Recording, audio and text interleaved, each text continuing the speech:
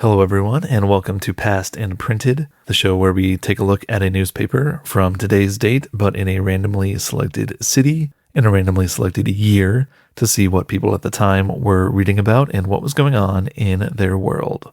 I'm your host, Lloyd, and our last episode took us to Cajun country in Louisiana, and this time we're headed back up north to Canada, specifically the land the original Cajuns were exiled from over 300 years ago, to check out the May 30th, 1891 edition of the Daily Gleaner from Fredericton, New Brunswick. So first off, some quick facts about Fredericton. The area around Fredericton has been populated for thousands of years, with archaeological evidence of an indigenous camp dating back at least 12,000 years, and the Wolastogic people long used the area for farming. Fort Nashwauk was constructed by the French in 1692 and served as the capital of the French colony Acadia before being abandoned in 1700.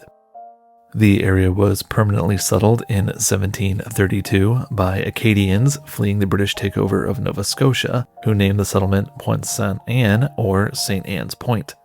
These settlers were largely driven off by the British, and the settlement was burned to the ground.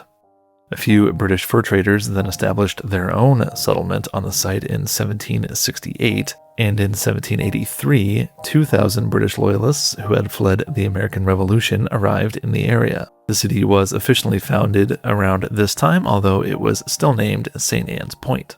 The city was renamed Fredericktown, later evolving into Fredericton, in 1785, and soon became the capital of the new colony of New Brunswick. The British maintained a military garrison in Fredericton until 1869, and many historic buildings in Fredericton's downtown area were originally used by this garrison. In 1973, the city annexed several bordering communities to form the current municipality, and we'll probably read about some of those towns in the paper. According to the 1891 Canadian census, Fredericton was home to 6,502 people, and as of 2021 had a population of 63,116.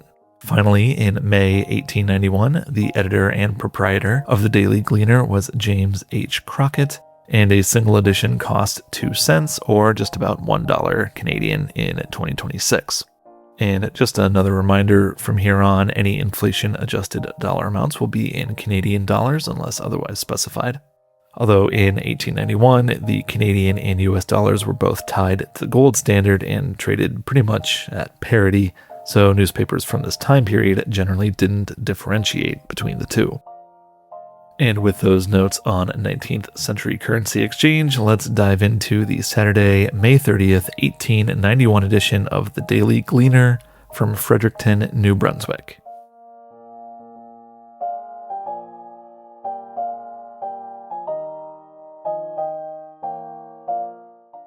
And the first thing I noticed about the first page is that it's about 50% ads. Big, bold ads, too, taking up literally the entire left-hand side of the page.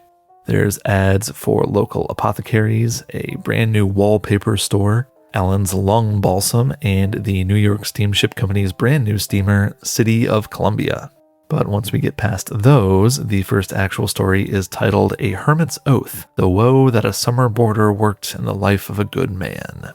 And when I say story, I do mean a story, in that it's not a piece of factual news, or at least I'm 99% sure that it isn't. The piece is actually lifted from the San Francisco Examiner, and it tells of a man named William Herndon, born in the 1830s, to one of the early settlers of quote-unquote a little village not far from Atlanta, which has since grown to be one of the most prominent of Georgia's smaller cities. This, to me, is the first sign that this is meant to be a piece of entertainment rather than information, because otherwise they would tell us the exact location of said city. But according to the story, when William was a child, he became very close with the daughter of another quote-unquote founding family of the region, a sunbeam of a girl named Dora Lyle. As the two grew into adulthood, they fell in love and planned to be married. However, in the summer of 1852, quote, a richly dressed stranger made his appearance at the home of the Lyles and sought room and board, unquote. Apparently, the stranger and Dora became close, but no one suspected any romantic involvement until the day that William and Dora were to be wed. On the night of the wedding, Dora was nowhere to be found, and neither was this unnamed rogue of a stranger. The next day, a letter was received from this man, stating that he and Dora had been married the night before in another town and were moving into a distant corner of the state to make their home. The shame and loss of Dora's love hit old Beale hard. Several days after the intended wedding date, he called a number of friends to his home and had them witness the signing of an oath. An oath in which William Fletcher Herndon swore to never associate with any person ever again except if he heard that any harm had come to Dora. If any person were to harm her, he also swore to, quote, hunt down the person who is guilty of the act and kill him as I would a venomous reptile, so help me God, unquote. The Examiner calls that a quote-unquote strange oath for a man to sign, but Bill signed it regardless, left for the mountains, built a small hut to live in for the rest of his days, and, quote, looking upon every visitor a ghost of the past, haunting him and making his present all the more miserable, unquote. So in contrast to some of the romantic short stories we've seen in some of these papers, this definitely did not have a sweet ending. But I guess Editor Crockett thought some of the residents of Fredericton would enjoy it, or at least find it poignant. Next up is a piece from the Washington Post telling of an old kissing game reportedly practiced in Shepherdstown, West Virginia. Whoever was writing for the Post claims that they witnessed this local courting ritual while on vacation in the area. Apparently, the locals hold outdoor picnics called soups, in which each invited person brings a prepared chicken. The host brings the vegetables, and they put everything into a 20-gallon kettle to make a big soup. But while the soup is cooking, the young single folks walk around the kettle with long-handled iron spoons, stirring the potage. Quote, when a girl's spoon clicks against the spoon of a young man, he is bound to catch and kiss her, unquote. This results in some quote-unquote lively scrimmages around the pot, and when the soup is done, it is ladled out and enjoyed by all the guests. The unnamed correspondent describes the soup as delicious. The origin of the custom is apparently unknown, but the events are held by the remaining members of a Confederate Army company under General Thomas Jonathan Stonewall Jackson's command. And if this really was a local tradition, you can add it to the list of things that lasted longer than the Confederacy. There's a little snippet from the Detroit Free Press talking about, I guess, the novel idea at the time of advertisement writers. They say, quote, there is a great deal of ingenuity and brain power spent in the making of advertisements. This is so much the case that certain firms in New York and other cities agree, for a consideration, to write advertisements for any firm that likes to employ them, unquote. The Free Press believes whatever fees these firms receive to be well-deserved, as, quote, the greatest wealth producer in the world is advertising, persistently stuck to and intelligently accomplished, unquote. Of course, Detroit would later boast one of the greatest firms in the history of advertising, Cramlin Duvet. The big story in the next column is titled A Lively Fight. Police fight with 4 Italians who use knives. The paper doesn't say where the story came from, but it's clearly an event that happened or is purported to have happened in New York. It mentions Mott Street, Mulberry Street, Spring Street. These are all streets in Manhattan. That is now mostly Chinatown, but the remnants of Little Italy are still located on Mulberry and Mott Streets. Apparently, the incident started when James and Thomas Spotta, bricklayers living at 191 Mulberry Street, went to visit their brother Joseph at 183 Mott Street. And I feel like these are certainly all anglicized versions of their names. For reasons unknown, Joseph went into the street to argue with Mr. Joseph Ranhofer, the janitor at the next door building, 181 Mott Street. In the course of this argument, Spotta punched Ranhofer, knocking him to the ground. Quote, the other Spottas were not long in following their brother, who had drawn a knife and was jabbing away at the defenseless German. James soon had his own knife out too, while Thomas whacked Ranhofer's head with a club, unquote. Patrolman Clare, hearing the commotion, rapped his nightstick on a metal lamppost to summon assistance, and then supposedly fought his way through a crowd of 200 men, while, quote, Italians in the tenement house windows nearby hurled household belongings at his head, unquote. Joseph Spota tried to throw his knife away, but patrolman Claire grabbed him by the collar and attempted to arrest him. The article says Claire was then surrounded by angry Italians brandishing knives, but managed to fend them all off with his club. Patrolman Conlon then arrived and chased James and Thomas Spota, who were trying to escape, into 181 Mott Street. Patrolman Claire followed, dragging Joseph Spota along with him, and the pair of policemen managed to corner and arrest James and Thomas, as well as another man who has the unlikely name of Buffalo Chiretto. Several neighborhood men then arrived to wait with the policemen until an ambulance arrived to take Ranhofer to St. Vincent's Hospital. The paper lists Ranhofer's injuries as a slashed face and forehead, bleeding head from wounds from the club, and a dislocated shoulder. The wounds are not likely to prove fatal. Also injured was Dominic Corrado, a quote-unquote young Italian of 85 Crosby Street, who was passing through the area with his brother and while trying to get a view of the action was apparently stabbed in the back by Joseph Spota as well. Quote, Dominic went with Ranhofer to St. Vincent's. The 4 prisoners were locked up at the Mulberry Street station, unquote. I feel like this is kind of an interesting illustration of some of the attitudes around immigrants at the time, especially Italian immigrants. The big late 19th and early 20th century wave of Italian immigration would have been just kind of ramping up in 1891, and a lot of people were suspicious and outright bigoted against these new arrivals. Frankly, a common stereotype of the day was of the quick-tempered, violent, stiletto-armed Italian, which we can kind of see in the assertion that Patrolman Claire was surrounded by enraged Italians armed with knives, and that citizens of the neighborhood were just chucking their property out their windows at him. Of course, that's not to say that this event didn't happen or that there weren't violent incidents involving Italian immigrants, but the language used, I think, is a sign of how many people at the time viewed these communities. I think I've spoken before about how these old newspapers almost always note when a person in the story is black, regardless of their role, and while it's not exactly the same, I think the constant references to the Italian ethnicity is done to kind of reinforce to the reader that these people in the neighborhood are others. They're not the same as the, default person that a reader of the time might conjure up in their minds. They do also refer to the victim Ranhofer as a German, but note that they did not comment on the ethnicity of the police officers. So yes, a lively fight and a pretty solid example of the ethnocentrism of Victorian-era North American society. In a report from Washington, D.C., the U.S. Navy ship USS Charleston has failed to locate the Chilean vessel Itata between Acapulco, Mexico, and Panama. The Charleston will now join a squadron under Admiral McCann to try and intercept the elusive ship in Chilean waters. And for the context here, the Itata had been detained in San Diego for attempting to smuggle 5,000 Remington rifles from the U.S. to supporters of the Chilean Congress in their civil war against President Jose Manuel Balmaceda. U.S. Marshal George Gard had unwisely left the detention of the Itata in the hands of a single deputy marshal, while Gard went searching for the ship that the Itata was to rendezvous with.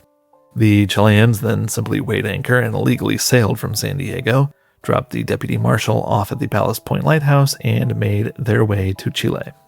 The Charleston, as well as several other American, British, and German warships, eventually intercepted the Itata at Iquique, Chile, and persuaded the rebels to give up the ship and its cargo of rifles.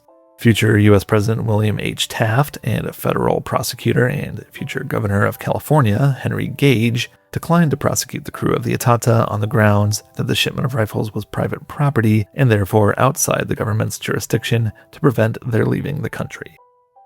Next, there's a dispatch from Independence, Missouri titled Lizzie's Long Fast. For 56 days, she refused to take food. And I feel like refused is not the word to use here. The she in question is 12-year-old Lizzie Mader of Independence, who has apparently resumed eating after nearly 2 months without, quote, no food or nourishment of any kind except strong lemonade, unquote. This doesn't seem to be a voluntary fasting by young Lizzie. The article states that about 6 months ago she got very sick, it doesn't say what with, and was showing no improvement until the evening of March 20th. As her mother was administering some medicine, the girl, quote, stiffened and without a sound fell to the floor and closed her eyes, and until last Saturday had never moved a muscle except to frown or look pleased as a method of expressing yes or no, unquote. The poor girl's doctor had given up any hope of her recovery until about a week ago, when she was given a small charge of electricity from a hand battery. Apparently, this did the trick, and shortly thereafter, she ate a portion of an egg and some toast, her first solid food in 56 days. As of May 28th, Miss Mater was eating 4 times a day and twice at night and is quote-unquote gaining strength.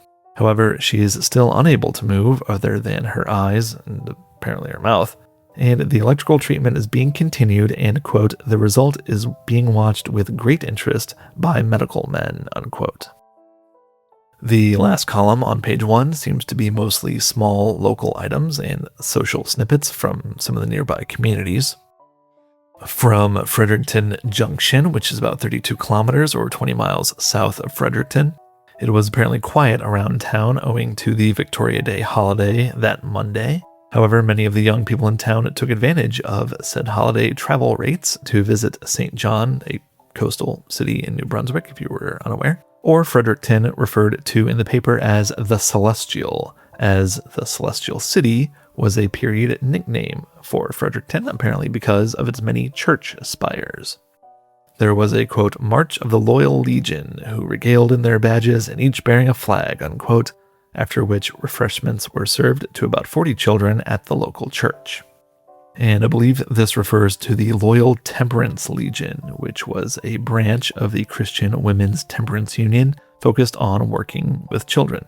In addition, Mrs. J. Sheehan is spending a few weeks in Boston and New York visiting friends. Miss Blanche Hoyt has returned from her visit at Blissville, and Mr. A.L. Duplessis and son have been engaged for the past few evenings putting up a new fence in front of their residence. In Campbell Settlement, a small community about 52 kilometers or 32.5 miles northwest of Fredericton, there's actually a second Campbell Settlement in New Brunswick, but it's farther away than this one. But anyway, in this Campbell Settlement, Mrs. Brooks, who had a broken arm, is getting better. There were some weddings around town. First, Mr. T. McCorkindale brought his bride home. It doesn't say what his bride's name was, though. Mr. A. Harris and Miss L. Thornton were made happy by joining hearts, hands, and fortunes together on the 21st of May. This announcement also says, quote, the boys gave them a good serenade, unquote. Whoever the boys are, I'm imagining some sort of barbershop quartet, but I doubt that was the case. Richard B. Fox took sick on the night of the 20th with La Grippe, which is a old-fashioned name for the flu, but under Mrs. Fox's care, he is recovering fast, and we, the newspaper, hope he will be around in a few days. Then Mr. Chapman had one of his barns burned the other day, oof, but other than that, apparently the local farmers are getting along nicely with their crops.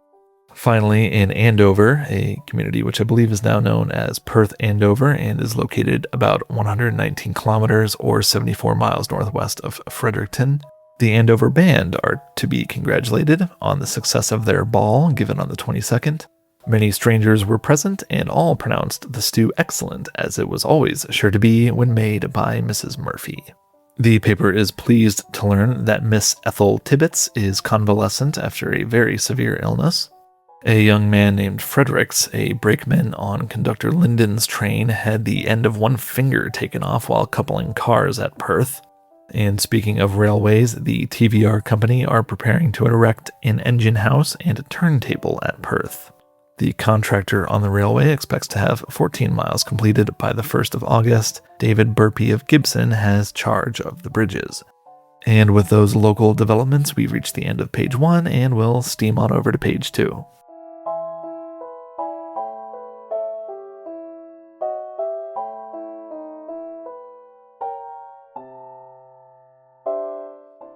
Right away on page 2, we're given a little more information about the paper itself.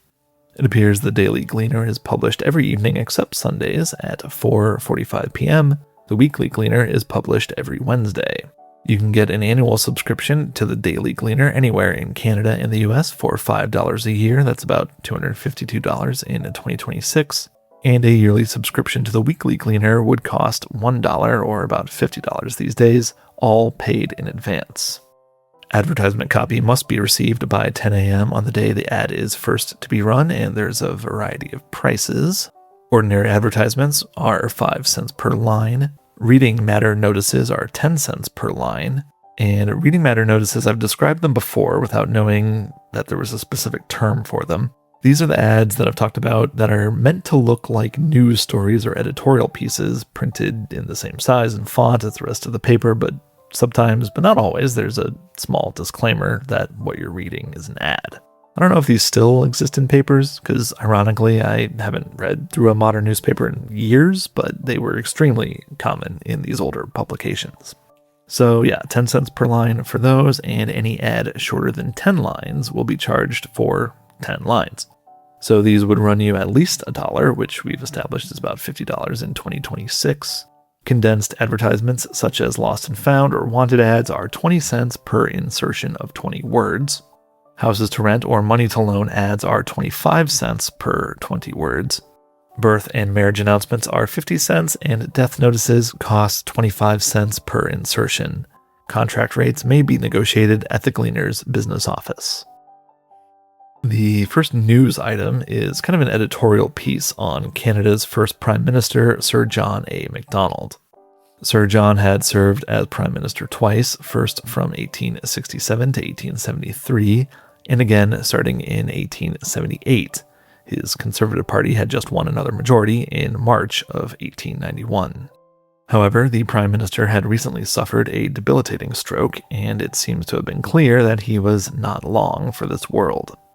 It's mentioned that Sir Charles Tupper, a leading figure in the Conservative Party and at the time serving as Canada's chief diplomat to Great Britain, had been sent for and was returning to Ottawa to, quote, leave no stone unturned to keep the government in power, unquote.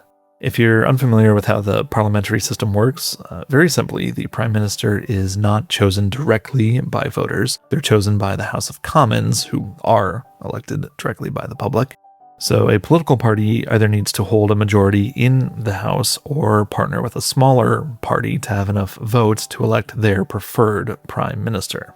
Prime Ministers can also be recalled through a vote of no confidence, so very basically what's happening is that the current Conservative Party government wants to make sure that they still have enough votes in Parliament to avoid a confidence vote and remain in power.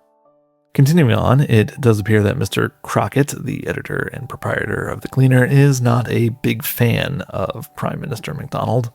Though the piece states, quote, this is hardly the time or place to make a proper and impartial estimate of Sir John's political character, unquote, they go on to assert that it will hardly be contended by anyone that Sir John was a great man. Many historians seem to disagree, though from what I know, Macdonald is not without his critics, not dissimilar to the reputation of George Washington, the first American president. They go on to allege that, quote, he always acted on the principle that to be in power was the first necessity of his existence as a politician, and after that, the measures for the benefit of the country were to be considered, unquote. They also say that, quote, he was not a man of great conviction or one willing to make great sacrifices for principle, unquote. The writer does, however, acknowledge Sir John's skills as a quote-unquote manager of men and his ability to keep his party together. They point out that elements of the Conservative Party would often have seemingly conflicting interests, but were held to a common course by Sir John's strong hand. The editorial concludes that, quote, although greater men than he will arise in Canada, we are not likely to see so great a political manager. Whatever good or ill there may be in the future for Canada, it will be long before the country sees another Sir John Macdonald, unquote. So, yeah, a bit of a pre-obituary for the ailing Prime Minister. Not exactly complimentary, but some begrudging respect there. Sir John would pass away a week after this edition of the Daily Gleaner was published on June 6, 1891. And just below this, there are a few paragraphs opining that the aforementioned Sir Charles Tupper will likely become the next Prime Minister of Canada. This assumption would prove incorrect. Sir John Abbott was actually chosen by the Conservatives as Macdonald's successor, though Sir Charles Tupper would eventually serve as Prime Minister in 1896, for 69 days. Nice. And holds the record for the shortest tenure of any Canadian Prime Minister to date. The next column contains local news from the Knowlesville area, Knowlesville being a small community about 78 kilometers or 48.5 miles northwest of Fredericton. First is the harrowing tale of, quote, our aged and esteemed mail carrier William George Campbell, unquote, who was driving his cows through the field of Mr. Allen Odell when he suffered, quote, a stroke of apoplexy, which for a time completely prostrated him, unquote. Mr. Campbell managed to recover enough to crawl on his hands and knees to some raised ground from which he could see his own house, and, quote, though very weak, he managed to make his cries heard by his daughters and Mr. Thomas McCrossan and Mr. Allen Odell, all of whom hastened to his assistance, unquote. The men then carried the stricken Campbell to his home, and his son William Jr. was dispatched to fetch Dr. Welch from Glassville. I don't know exactly where these farms were located, but Glassville is about 4.5 kilometers or roughly 3 miles from Knowlesville. Under the doctor's care, it seems Mr. Campbell is recovering, though, quote, it can scarcely be said that he is altogether out of danger, unquote. His family and numerous friends are hopeful about his condition. From doing a little research, it appears Mr. Campbell did survive, although he would pass away in 1894 at the age of 68. And the death certificate gives the cause of death as heart disease with a duration of 3 years, so it seems he didn't fully recover from this incident. The next story from Knowlesville starts off with the dramatic assertion that, quote, it seems the age of miracles is not yet past, unquote. The subject of this apparent wonder of wonders is a sheep owned by Mr. William Ricker, which had apparently gone missing 3 years prior and was presumed lost, strayed, or stolen. However, the sheep, quote, coolly walked back into her owner's fold with a fine coat of wool on her back, unquote. This seems to have caused much rejoicing by the Ricker family, who apparently began belting out the hymn 90 and 9 with, quote, great melody and gusto, while the beautiful refrain, rejoice, I have found my sheep, was echoed in thrilling cadences from every bush and scar of Garby's Hill, unquote. I don't really know enough about the religious tendencies of this area in the 1890s to tell if this is a bit tongue-in-cheek or if this really would have been considered such an aspiring marvel that it would cause the family to burst into song. Although, I mean, as farmers, I guess the sheep would have been part of their livelihood, so at the very least, I'm sure they were happy to have that back. Although the piece finishes with, quote, the sheep came back just in the nick of time for the requirements of the donation party on behalf of Elder Downey, unquote, which for some reason that I can't quite put my finger on makes me feel like the paper is kind of poking some fun at the situation, but that I guess could just be my cynical 21st century mind. Dr. Phelps and Mr. George Buchanan have secured a plot of land on which they are preparing their summer work of hewing birch timber. The men are expecting large returns from this investment. Also, they will, quote, take a large supply of liniments with them, unquote, which I guess is probably alluding to Dr. Phelps's profession and the fact that the men will have plenty of sore muscles after all the work. Mr. Charles DeWitt, who was previously in charge of Michael Welch's sawmill, has resigned his position and has opened his own blacksmithing and woodworking business. Quote, by the large number of teams and wagons standing around his shop, we judge he is doing a paying business, unquote. Finally, Mr. Charles Starkey is about to start his grocery business again and will order an immense stock, which he will sell cheap for cash, which is a very concise description of business in general, I guess? I don't know, did Starkey write this? Maybe he did. Whoever did write these pieces definitely like to put in their 2 cents, and you know, I kind of like that. But that's it for the news from Knowlesville. The next article is titled, Catching Seals, the Rush Will Endeavor to Prevent Poaching. In a dispatch from the Gleaner's own correspondent in Washington, D.C., it is reported that the U.S. Secretary of Treasury has ordered the Revenue Cutter Rush, the U.S. Revenue Cutter Service being a precursor to the modern Coast Guard, to head for the Bering Sea. Although not formally declared, it's believed that the ship's orders will be to try and stop illicit seal hunting. The mission is due to ongoing disagreements between the U.S. and Great Britain, who at the time was still in charge of Canada's foreign affairs, over when and how seals should be hunted in the Bering Sea. And I'll try to explain the whole situation as simply as I can. So when the U.S. first purchased the territory of Alaska from Russia in 1867, that purchase included the Pribilof Islands, which were the primary breeding ground for fur seals in the area. Over time, the U.S. forbade the hunting of seals on the island and in adjacent waters except by special permit. As a result, British, i.e. Canadian, vessels took to practicing what's known as pelagic sealing, which is simply shooting any seal they came across in open waters. This was problematic, not least of all because male seals tend to remain on land during the breeding season, but nursing mothers venture out to sea in search of food. As a result, almost all the seals taken by this pelagic hunting were nursing mother seals, which, in addition to being cruel in my opinion, put the seal population in a real danger of destruction. It should be said that the American efforts to protect the seal breeding grounds weren't really an altruistic desire for wildlife conservation so much as it was to ensure that there would be a sufficient population for hunting, and specifically hunting by American companies who would be granted the permits required to hunt around the Pribilof Islands. The aforementioned Revenue Cutter Service seized several Canadian vessels accused of harvesting seals in American territory, and the U.S. asserted, not wrongly, that the conservation of the seal population was an international concern and should be secured via an international agreement. Britain, who protested what had basically become an American monopoly on the sealing industry in the Bering Sea, agreed to negotiate, though by 1891 no agreement had been reached, and the Revenue Cutter Service continued to patrol the area for illicit hunting by Canadian ships.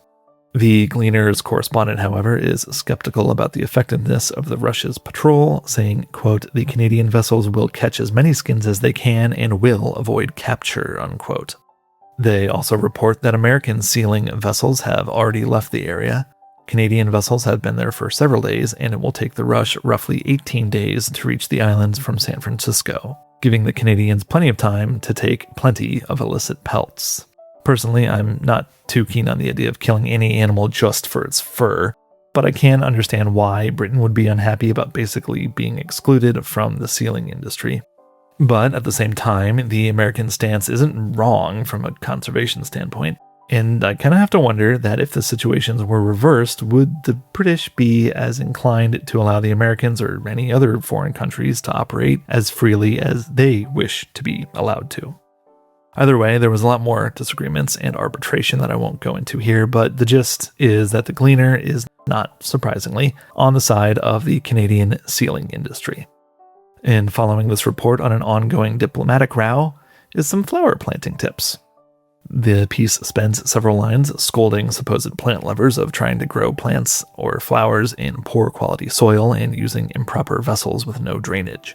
Instead, they sensibly recommend to use proper soil, though no explanation is given as to what they mean by that, and to use clean flower pots, though it's noted that they do not need to be fancy or overpriced. In fact, house gardeners who plant in glazed or painted flower pots should be particularly careful to avoid overwatering, as those types of pots, quote, "do not admit for evaporation through the sides of the pots," unquote.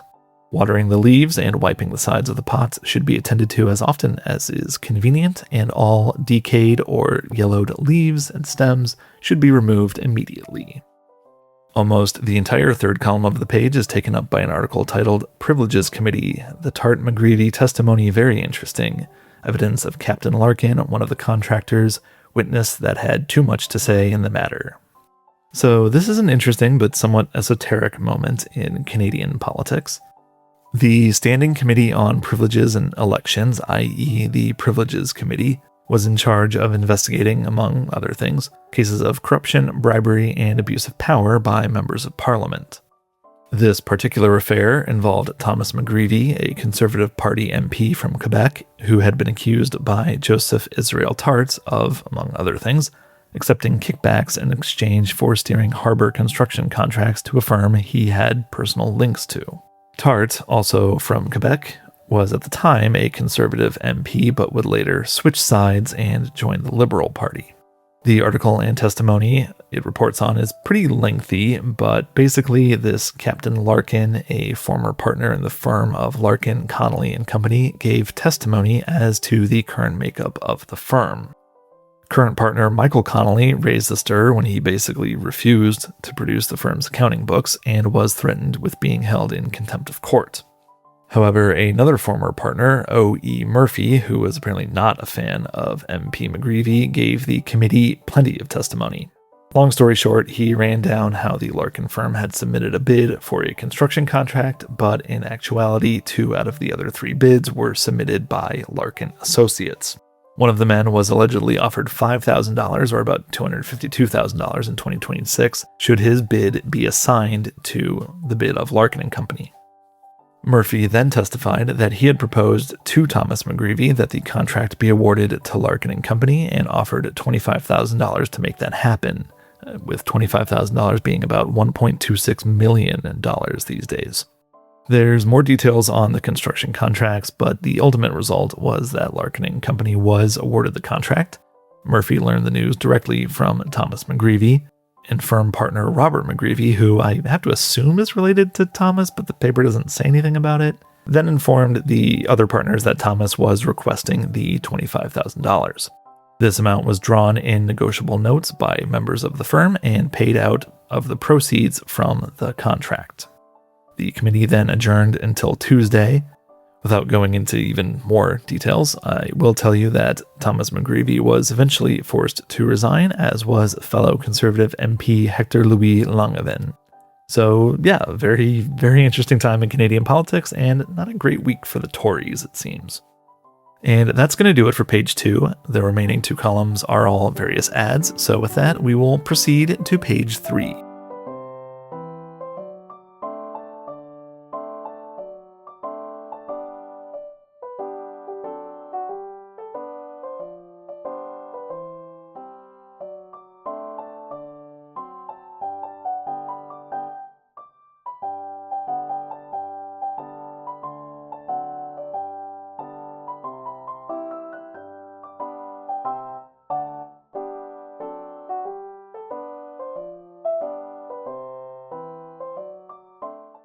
So we've gone through the local news items from other communities in the region. Now we get to a section titled News from Fredericton and the Vicinity, Record of Current Events from Around Town.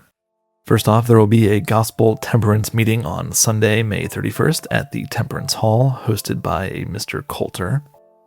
The Reverend William McNichol of New Jersey was married to Miss Mary C. Hamilton, originally of River Charlow in northern New Brunswick. The 2 were married in the city by Reverend Aitken on May 27th. The schooner Mary George, having unloaded her cargo of coal, has anchored opposite the Parliament House, where she is taking on shingles for D.F. George, bound for the American market. The ladies engaged in mission work are continuing their Sunday afternoon meetings. The work is non-denominational, and meetings are held at the Temperance Hall every Sunday at 3:15 p.m. At a meeting of the St. John Bicycling Club on the evening of the 29th, it was decided to have a grand tour of the shadowy steeds from Grand Falls to St. John and to be in Fredericton on the day of July 25th. It was also decided that the club should visit Fredericton on July 1st and have a series of races on the park track. As soon as the summer vacation begins for students at the Baptist Seminary, the Reverend Dr. Hopper will go out and endeavor to raise funds to pay down the seminary's debts. The doctor believes that with 2 months of work, he will be able to raise enough funds to at least pay down the most pressing claims, if not enough to leave the seminary clear of all indebtedness. Citizens continue to gather around the Canadian Pacific and Western Union telegraph offices to wait for news of Prime Minister MacDonald. Chatham, now a neighborhood of Miramichi, New Brunswick, is planning a big day to celebrate Dominion Day on July 1st. The town is preparing to hold horse races, parades, yacht races, band concerts, fireworks, and, quote, grand displays of attractions, unquote. And Dominion Day is now known as Canada Day, and it marked the granting of Dominion status within the British Empire. A large force of men are working to clear logs from the shores of the St. John River, which has a tendency to flood in the spring, before floodwaters recede. HGC Wetmore auctioned a large quantity of furniture at the square this morning, some of it being from Kingsclear. Apparently an Italian amused the crowd present by playing some tunes upon an old flutina, which is like a precursor to the button accordion. Finally, what came very near to being a fatal accident occurred between 7 and 8 o'clock last night. A young man of Marysville was driving up the front street, and when turning Ristine's corner, either the factory whistle or that of the waterworks frightened the horse, and it bolted, throwing him into the pavement. He was taken up and in a short time was sent home. No great damage was done other than a general shaking up. His horse came down the street on the run and took to the sidewalk, almost running over several pedestrians, but it was captured before any more damage was done. In the next column is the obituary section, titled Gone to Rest, and unfortunately subtitled A Large Record of Deaths in the City and Marysville. I'm just going to read these verbatim. Mrs. Mary A. Wepley, wife of Mr. George T. Wepley, merchant of this city, died this morning, May 30th, about 5 o'clock, of congestion. That's a kind of 19th century catch-all term for when someone died with no external explanation, but often referred to a cardiac event or a stroke. The deceased was born in Queens County and was a daughter of Mr. J.J. Mays. She had not complained of any severe illness, and her death came very unexpectedly. On Sabbath last, she was in her accustomed place at the cathedral. In church work, she had always been a willing worker, and her death at the age of 55 is felt to be a sad blow by all. The sorrowing husband, son, and daughter have the sympathy of all citizens in their sorrow. Beloved by everyone with whom she came in contact, both in Fredericton and her native county, her sudden death is deeply deplored. Funeral is Monday at 2 o'clock. Mr. Daniel Morris of Marysville, whose wife was laid away to rest but a few days since, died yesterday afternoon, the 29th, at 5 o'clock. His death at age 75 was caused by la grippe, again meaning influenza. He was a native of Prince William County and had resided with his daughter, Mrs. Warr, at Marysville the past 2 years, where he died. Much respected and well known, his death will cause universal regret. He will be taken to Prince William tomorrow for burial. Mr. John Barker, a well-known carpenter of the city, died at his home in Charlotte Street last night at the age of 73. He was a brother of Thomas Barker of the city. The deceased was a native of Fredericton and had been a member of the Methodist Church for many years. His remains will be interred tomorrow afternoon in the rural cemetery. The sympathy of all is expressed for his relatives and the trouble that has come upon them by losing a well-beloved friend. Finally, a little boy named Ernest, aged 6 weeks, the son of Mr. Milliken, clerk at George T. Wepley's, also passed away by death last night. The sorrowing parents, Joseph and Celinda, in their sorrow, are borne up by the hope that it is but for a little time that he is only gone before. I'll be honest, I didn't follow that last sentence at all, but losing a newborn child was an all too common tragedy in those days. We've also got a description of the flurry of activity that has taken over Marysville. Quote, "This usually busy town has opened up in full blast," unquote. Now that logs are coming down the river, the sawmills are fired up, the cotton mill has all its departments running, and orders are in for all the goods that can be made. Carpenters are making repairs and improvements to houses and fences, freight trains are arriving, being loaded, and departing regularly. The brickyard is shaping up for the summer's work, and in a short time, the foundations of the custom house and post office will be laid. Not only that, but tourist season is starting up in Fredericton. According to the Gleaner, the trains and steamers have already begun to arrive, filled with passengers from the U.S. Quote, "As the beauties of this city and the magnificent scenery surrounding it, as well as the fine facilities for boating, driving, and fishing and shooting within easy reach become known, the great mass of Americans who seek the coolest and most attractive resort during the hot weather will be attracted here," unquote. However, laments the paper, many of these attractions are located north of the city, and many of the arriving tourists will simply pass through Fredericton, unless more effort is made by the municipal leaders to promote the attractions and activities within the city. If they do, quote, "Not only would the boats, trains, and hotels reap a harvest, but shops, hacks," that's taxi carriages, and other lines of life receive an impetus. If anything is to be done, it is the time to set about it," unquote.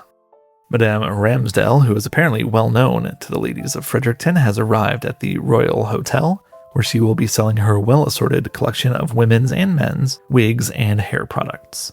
She will be calling on, quote-unquote, the ladies of the town during the day and setting up shop at the hotel in the evenings from 7 to 10 p.m.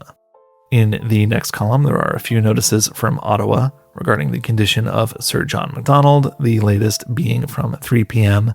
on this day. Apparently, the Prime Minister, quote-unquote, rested easy during the previous night, and although his physicians believe his case to be hopeless, they don't believe he'll pass within the next 2 days. Lord Stanley, the Governor-General of Canada, that is Frederick Arthur Stanley, after whom the Stanley Cup is named, cabled Her Majesty Queen Victoria after a conference with a Dr. Powell. And the Governor-General is the federal representative of the monarchy in Canada. Princess Louisa also cabled her regrets, and there are ongoing discussions regarding parliamentary procedure upon Sir John's imminent death. And following those updates is the sports news. First, in a report from Melbourne, the prize fight between Joe Choinski and Mike Dooley resulted in Dooley being knocked out in 1 minute and 11 seconds. Choinski, a fighter from San Francisco with a reputation as a hard hitter, employed rushing tactics and in a short time had Dooley to the ropes. The fight took place at the Melbourne Athletic Club for a purse of $300, or just about $15,100 these days. Choinski was favored 5-4. And just as a little note, Chrysanthemum Joe Choinski apparently was quite the hitter, knocking out future world heavyweight champions Peter Mayer and Jack Johnson in non-title bouts, and delivered James J. Jeffries, quote, the hardest blow he'd ever received, unquote. And Choinski would later become one of Jack Johnson's trainers. I couldn't find too much on Mike Dooley other than that he was apparently at one point an Australian heavyweight champion, so sorry, Mike. A report from the Davenport Democrat in Davenport, Iowa, heaps praise on Fredericton native Mike McLaughlin, who is apparently the best umpire that has ever been seen in Davenport. They say the man is, quote, as quick and as sure as a mortal can be in his judgment of balls and strikes, and has an eye for every part of the game, unquote. He has also kept the back-talking and trash-talking amongst players and coaches to a minimum, and has, quote, discouraged all unfair playing, such as interfering with a base runner, unquote, and has been impartial, firm, and fair in every aspect of his position. And this praise even comes from fans, which is something you don't often see in baseball. The Fredericton YMCAs and St. John Shamrocks commenced a game at 2:30 the afternoon of the 30th. Since the paper is published at 4:45 p.m., there is no word on the final score. James Wetmore, captain of the Easterns of Gibson, challenges the Potato Peelers to a friendly game of ball on Saturday, June 6th at Neal's Field. The game is to be called at 9 o'clock. This was something pretty common back in the day, that local teams would just kind of challenge each other to games and announce it in the local papers. And as we saw in episode 7, covering the Connecticut paper, the Newtown Bee, teams would sometimes just get in full-on arguments back and forth in the newspapers. In further baseball news, the Rainbows defeated the Nationals on the morning of May 30th by a score of 9-10. It took 10 innings to decide the game. No idea where these teams were from, though, presumably local.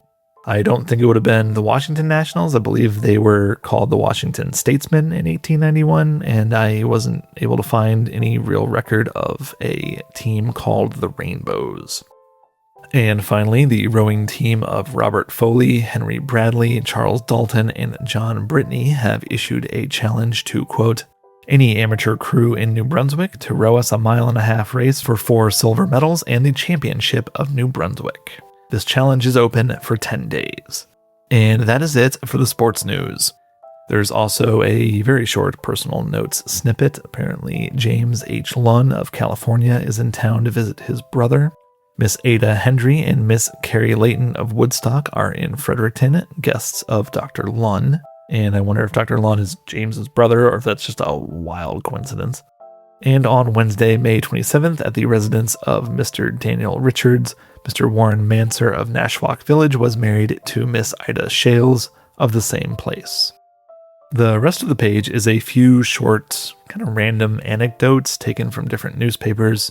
One that I found particularly amusing is titled An Englishman in New York, which comes from the Scottish publication Murray's Magazine.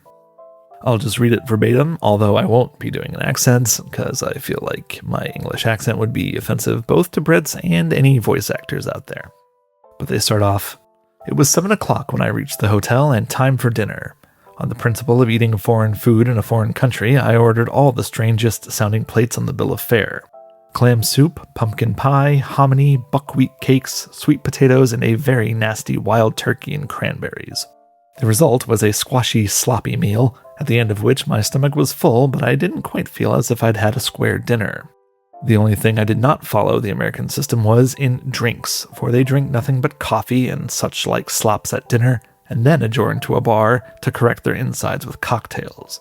At the theater, having stood up in my place to let a lady pass, the next moment found me seated on the ground in an unbecoming heap, the seat of my chair having sprung up when I did. This is one of the innumerable Yankee notions, and is all right when you know it, but you've got to know it first. And that is going to do it for page 3, and we'll saunter over to our fourth and final page.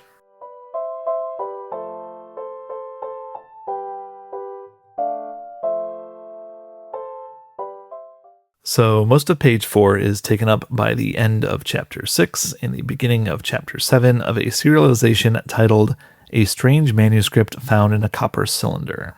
Obviously, I won't read or even try to summarize the story since we're 7 chapters in, but the title was a little intriguing, so I did Google it and found out that the story is nowadays the most popular novel by Canadian author James DeMille, who had passed away 11 years earlier in 1880 at the age of 46.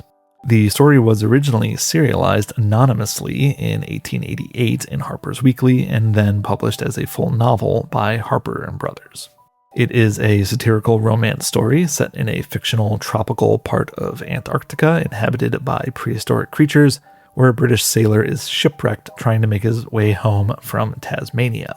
The novel is now considered as one of the earliest examples of the Lost World genre of fantasy or sci-fi, although in 1888 it was derided by some critics as being derivative of H. Rider Haggard's novels She and King Solomon's Mines. They made these critiques, however, unaware that the story had actually been written at least 6 years before King Solomon's Mines, the latter having been published in 1885, and although it's unknown exactly when DeMille wrote A Strange Manuscript Found in a Copper Cylinder, considering he died in January of 1880, it must have been written at least 6 years before Haggard's novel. So yeah, if you're interested in reading the entire story, you can try and find a copy at your local bookstore or library, or it is available free as a PDF from various sources, including Google Books or the Internet Archive. After the serialization, there is a poem titled Sometime by Eugene Field, and following that is a few more articles taken from other newspapers. The first is titled The Etruscan Kist, that's C-I-S-T, and I looked it up. That is apparently how you're meant to pronounce that word. The article talks about how the word was used by the ancient Greeks and Romans to refer to any type of box or basket, although it apparently was first used to refer to a specific type of vessel made from woven reeds intended to hold fruit and or vegetables. I have no idea if this is true or not, but it's just what the publication called The Studio claims. Apparently, the word then grew to include all manner of quote-unquote boxes and caskets, and in these ancient boxes have been found numerous relics of the bygone civilizations, including women's hairpins, combs, and perfume bottles, ivory dice, needles, and miscellaneous contents of, quote, the modern feminine workbox, unquote. However, the article states, the type of kist most well known to readers would be the ones found in tombs, especially the necropolis of Palestrina, which are made from limestone and hold the bones and ashes of the deceased. The writer credits these sturdy kists with the preservation of ancient artifacts, although they do acknowledge that it's possible many more items have been lost if placed in the original twig baskets from which the kists derive their name. A report from the Chicago Tribune tells of a pretty despicable act of trickery in a story called Married Without Knowing It. Apparently, a young woman, Miss Belle Woods, from Schuyler, Nebraska, was at the wedding of one of her friends acting as the maid of honor. On the other side was one George Poole, who had, quote, long been enamored with Belle's beauty, unquote, and was acting as best man. Although, as we'll soon see, George was not the best of anything. The Tribute says that Poole took the Reverend aside and told him privately that he and Miss Woods were to be married that day too, and suggested that the, quote, order of the ceremonies should be switched, unquote, as an interesting surprise for the gathered friends and family. The guests were confused when Poole and Miss Woods stepped forward and went through a wedding ceremony. The other wedding immediately followed, and afterwards the audience wanted to know what the deal was. Quote, on being told she was Poole's wife, Miss Woods becomingly fainted, unquote. And when she came to, she stated that she thought they were merely kind of running through some sort of rehearsal. She vehemently swore that she would, quote, never, never be the wife of the wicked Poole, unquote. Nothing has changed her mind. Duh. And a legal separating has been applied for. And if this is a true story, that dude sucks. I hope he never got married, and I hope Belle had a life as free from crappy dudes as was possible for a woman in the 1890s. And that is actually going to do it for the Saturday, May 30th, 1891 edition of the Daily Gleaner from Fredericton, New Brunswick. So, of course, the Gleaner had its fair share of stories off the wire service. It'd be hard not to in a daily paper, I think, at least in a city of 6,500 people. But we do get a snapshot of Canada at a kind of a crazy time politically. And it's always been interesting to me, considering the current trade relationship between the US and Canada, to see kind of how long these economic skirmishes have been going on. So I hope you found that interesting as well. And if you did, please consider subscribing on whatever platform you happen to be listening on. And while spring allergies may still be going on where you are, back in Fredericton, lo, pay heed. The grip has been here. It has visited nearly every house. It has made the strong weak. The weak need something to strengthen them. Staples, beef, wine, and iron. That's what's wanted. Try a bottle and be convinced. 50 cents and $1 a bottle, prepared only by Davis, Staples & Company druggists. Opposite City Hall, Fredericton, New Brunswick. Thanks again for listening to Past and Printed. I've been your host, Lloyd, and I hope your next news is all good news.